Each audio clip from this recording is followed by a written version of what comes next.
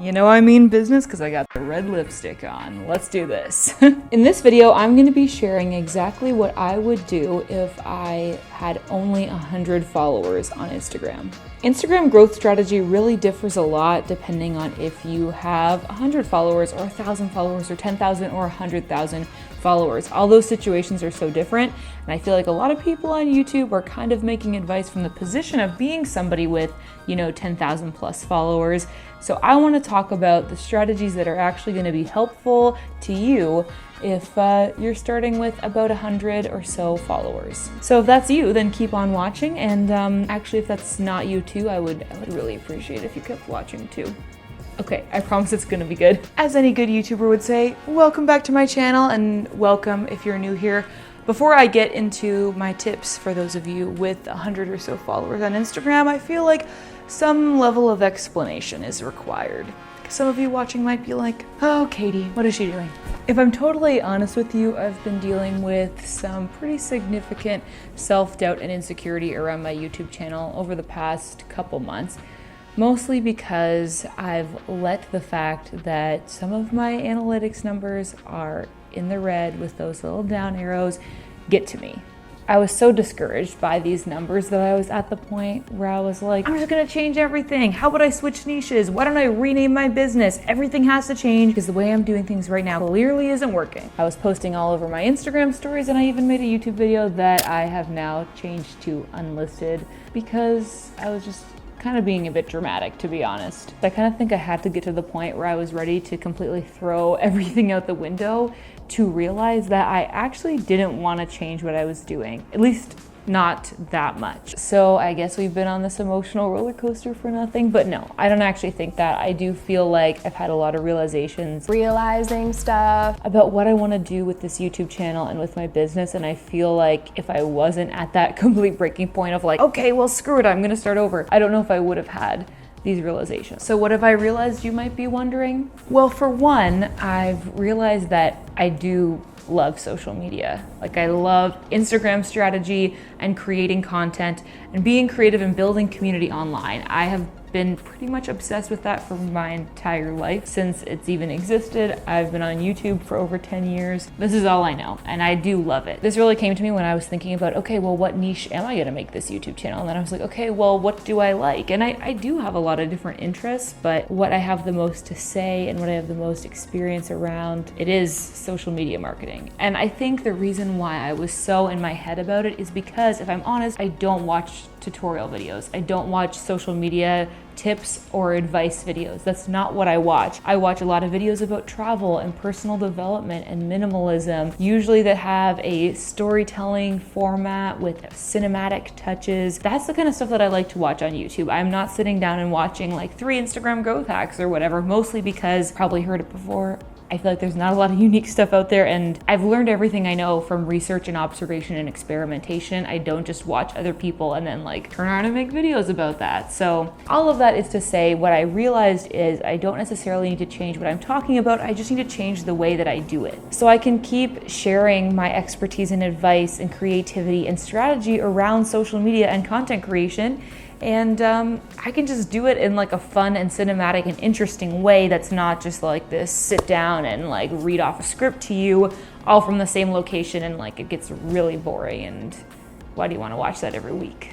And along the way, if you're still a big fan of a pretty straightforward workshop style format, then you're definitely going to want to check out my podcast, the Creator Club podcast, where I am sharing just real, raw tips, advice, and strategy. I think it's going to be a really good supplement to this channel. So hopefully with this channel, I can provide some interest, curiosity, entertainment, and then we're going to dive deep into the nitty-gritty of this stuff on my podcast. All right, now that we've got that out of the way, I'm ready to go back to being YouTube's queen of Instagram advice. Hello, everybody. She's back. Where's my crown?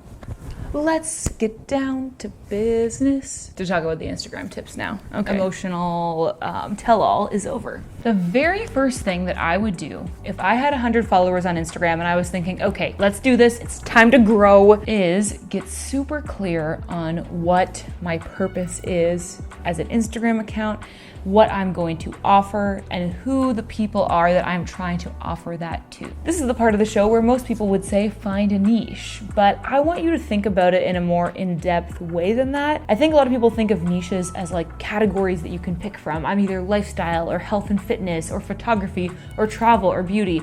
Instead of thinking about it in these predefined categories, I want you to think about what you have to offer. I truly, truly believe that every single person on this planet has something interesting or fun or entertaining or encouraging or educational that they can share with other people. So I know that you have something like that. You just have to figure out what it is and how it can be applicable to somebody else's life. At the end of the day, when you're trying to grow on Instagram, you're trying to figure out how you can get other people interested in what you do.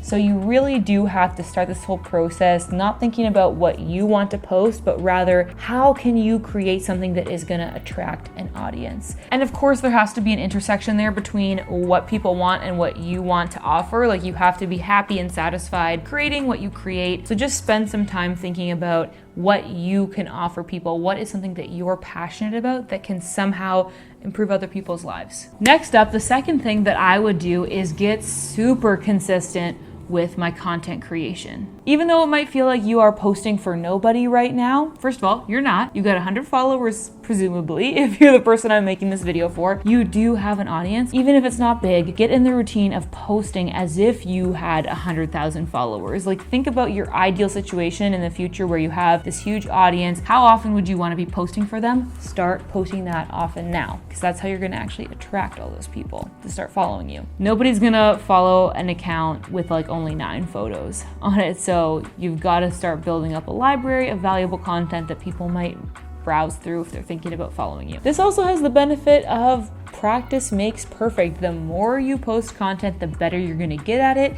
The better you are at content, the more likely people are going to want to follow you. So consistency is just very important all around. This also means that after 2 to 3 months of doing this, you're going to have a good set of data to look at that will tell you what posts performed well, what got more likes, shares, comments, whatever, and that will help guide your content strategy in the future. But you really can't make decisions based on your Instagram insights until you have at least like 3 months of them to look at and analyze.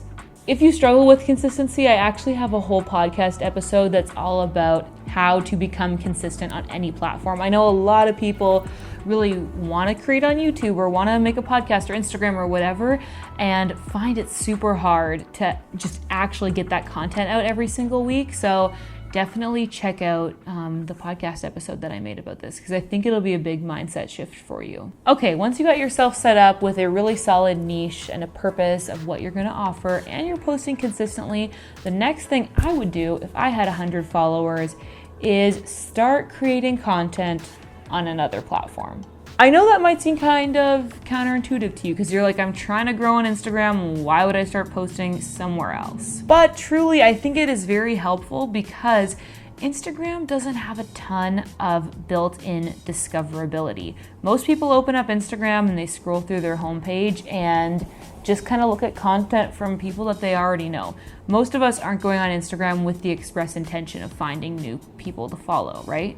On the other hand, on apps like TikTok or platforms like YouTube or podcasting or blogging, people really are going out to find specific content that is just related to their interests or what they might want to learn about. So it doesn't necessarily matter to them who is creating it, but rather what they're creating. Whereas on Instagram, it's all about who, because you're already following people. It's just easy to keep looking at content from people you already follow. It's a lot harder to go find new people. So that is exactly why I want to encourage you to consider starting a YouTube channel, starting a podcast, starting a blog, promoting your Instagram content on Pinterest even would be a huge help, or going on TikTok, because all of these are evergreen platforms with a lot of discoverability that will help drive traffic eventually to your Instagram. I will pretty much guarantee you that almost anybody on YouTube that is giving advice about Instagram growth, like myself, probably saw a lot of their Instagram growth because of a secondary platform, namely YouTube, because like that's where we at right now. But if somebody on a podcast, for instance, is giving advice about how to grow on Instagram, they probably grew a lot of their followers from their podcast. Do you see what I'm saying? It really, really helps to have another platform that is going to drive traffic to you. All right, so you've settled on a solid niche, you're posting consistently, and hopefully you're generating some new followers from another evergreen platform like maybe YouTube or Pinterest or whatever. Next up, you gotta get on that engagement game. I cannot even tell you how important this is. Like, this is incredibly essential to your growth on Instagram, because really what Instagram growth and community building online is all about is building relationships. So you've got to start from that one-to-one level of meeting new people online and engaging with them, and eventually they may start following you. I've actually got a free Instagram engagement checklist that you can check out. I'll link it in the description. It's basically a PDF with a list of different actions you can take every day, 3 times a week, however often you want to do it, that help you make sure that you're engaging on a frequent basis. That's actually going to help you grow, because there's kind of 2 sides to engagement. One, you need to tend to your existing followers. You want to make sure that they're not forgotten. You got to know who they are, what they like, what you can offer to them, and just build friendships with them, basically. And the second part of engagement is actually going out and meeting new people. This is the growth part of it. So both these sides of engagement are incredibly important to your growth. Make sure that you do them. You can use a checklist, you can use a timer, like whatever you need to do. Just make sure you're responding to every single comment, and then go out and engage with people above and beyond that too, and you will see results. Which leads us to the final thing that I would personally do if I had 100 followers on Instagram and I was trying to grow, and that is be patient. Unlike what some other scammy Instagram gurus here on YouTube would like to have you believe, there is no quick fix or overnight hack to growth on Instagram. It just takes time. This is coming from a girl who's been on Instagram since it was invented and now only has over, I guess, 13,000 followers now, which is pretty cool. But it's taken me a long time, and yeah, it does not happen overnight. And it's really all about building legitimate, authentic relationships with your followers. If you think you're like too good or too busy to like interact with people, and that you just want followers, you don't really care who they are or what's going on in their lives, it's not going to happen for you. You can't have that sort of detached, cavalier attitude towards your followers. You have to actually know who they are and care about them. People that message me on a daily basis that are my followers have like become friends to me in a lot of cases, because I actually interact with them. I care what they're doing, and I want them to succeed at whatever creative venture they're doing, which in a lot of cases is growing an Instagram or a YouTube channel or a podcast. So you need to have that same level of care and interest in your followers to actually build relationships, because these are going to create people that are going to be willing to share your name around, that are going to say, hey, you want X, Y, or Z, you've got to go to my girl Katie on Instagram because she's got that for you. That's the only way that you're going to start getting that level of organic and word of mouth growth, is just by actually being nice to people. Like, I know, imagine that. So when it comes to growing from having 100 followers, the number one thing I would tell you is just take your time, have patience, and genuinely care about the people that are following you, and try to do your best to provide value to them and actually have a friendship with them. And those are all my tips for all my friends out there that have 100 followers and are looking to grow. I really hope you liked this video. I have to say, it does feel good to be back. I'm excited for where this channel is gonna go. I think I have built something here that is helping people. As much as it can be easy for me to forget that, I hear from you guys, and it just totally brightens my day to know that my videos have done something to improve your social media journey. So I don't want to just give up on that, because I have found so much meaning and fulfillment in being an online creator, and so I want to be able to help other people do that same thing. So again, subscribe, notification bell, whatever, so you don't miss my future videos that are going to be more like this. Hopefully you like this format. If we haven't formally met already, make sure to introduce yourself in the comments, because I always love to know who is watching these. And even if we have met, just say hello. We can chat down in the comments, and I will see you in this video over here. Why don't you go click it? I hope it'll be helpful for you. But actually, I will see you on Tuesday. Okay, bye.